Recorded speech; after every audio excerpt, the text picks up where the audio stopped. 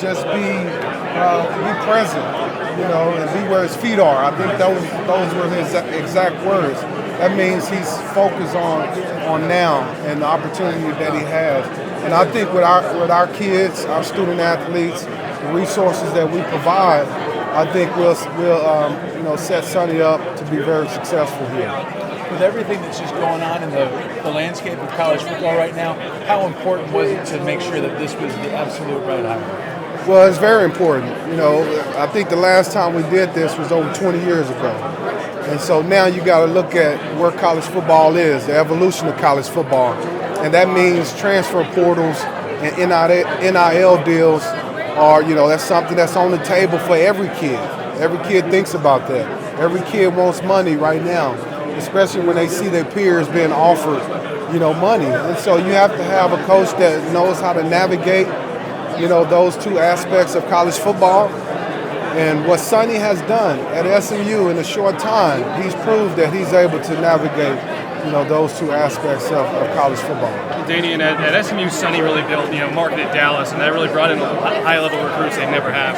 I guess, did you pay attention to what he was doing building Dallas with the billboards and what he could do potentially here with, foreign work DFW recruits? Absolutely. I'm a local guy. I live here, and so obviously I've had a lot of eyes on what SMU was doing over there. I think the most impressive thing, though, was the recruiting. And I started to see him get big-time recruits at SMU. It really opened my eyes on, the job that he was doing as well as his staff. You got to have a great staff in order to recruit, kids. And the fact that he was doing it at a non-Power 5 conference said a lot. Not only that, I think the culture that you started to hear about SMU, a team that was going to be tough, that was going to be physical every single time that, they play, but also very skilled. And then an exciting brand of football. I mean, the offense were, one of the top offenses in the nation, it seems, every year that he was there.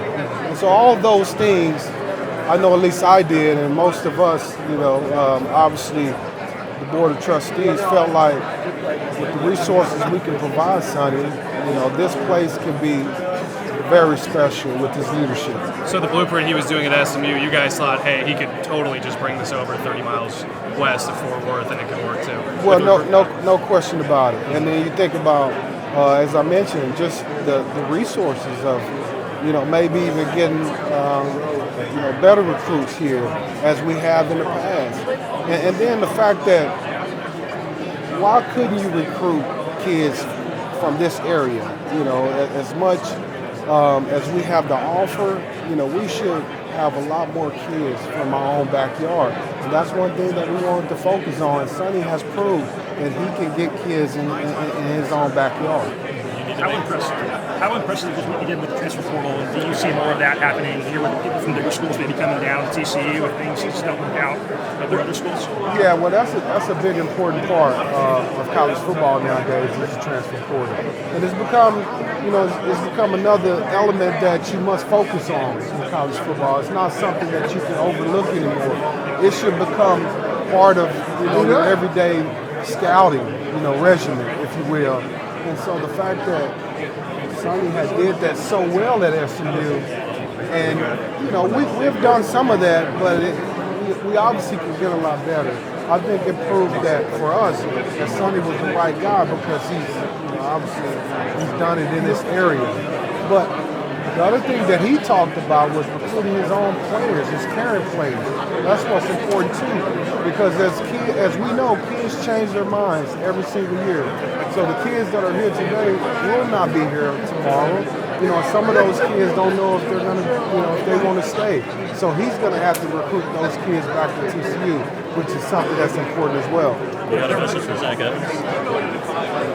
Not really. I mean, Zach has to make his own decision, but I hope to have a chance to talk to him and converse with him before he makes the final decision. Hey, man, I would say, hey, when I was here over 20 years ago, I threatened to transfer too. We had a tough year and coaching changed and all that kind of stuff, and I wanted to leave initially as well, but I didn't. and it worked out pretty good for me.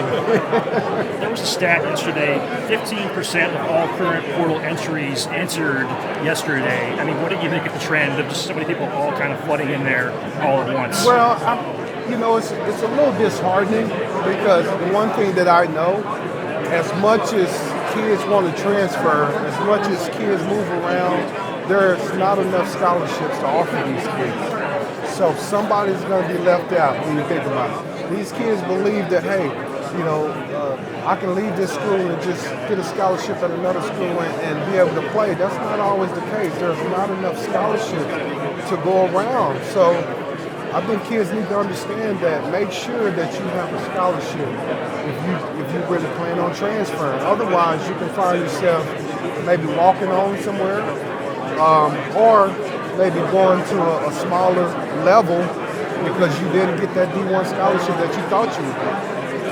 LT, it's a little late to the party. You like this hiring? I do like the hire. I think, Sonny has proved that, he's a winner, and that in today's landscape of college football, you got to be able to recruit, you got to be able to handle the transfer portal, and you got to be able to navigate the new NIL deals.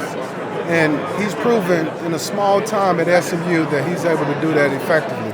So I think there's no question that, with the resources we hope to offer him and provide for him, he'll be able to do that at a high level here at TCU. Is coaching in your career, Mr. Tomlinson? No, not at all. Not at all. What did you think about Texas and OU leaving the Big 12, and how's that going to impact the conference for TCU even?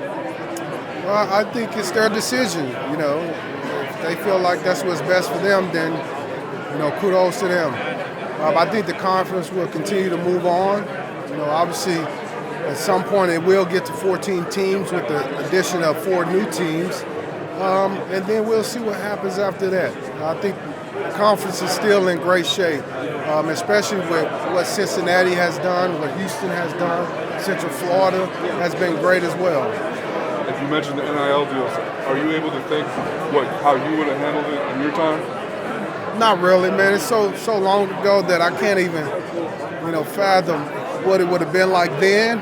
But I can live, in the present of, I guess living in the footsteps of my nephew as he navigates his new NIL deals and all that kind of stuff. So. Any advice for players to how to handle it without it being a distraction? Like, do you need a manager? Do you need a Well, I think, the player has to make the best decision for them. If you feel like you don't have time to handle it and you want someone or you have an assistant at the college level that can help you out, then go for it. Otherwise, a lot of these deals are made by relationships. So maybe you go to the same restaurant every week. And the owners get to know you, and maybe they like you so much and know what you're doing, playing ball or whatever, and they want to support you that way. Most of the time, that's how the deals are made, and so there's all kind of ways to make these deals happen. But I would say most kids are probably going to end up doing the deals themselves. Right. Appreciate it. Can I get a couple questions?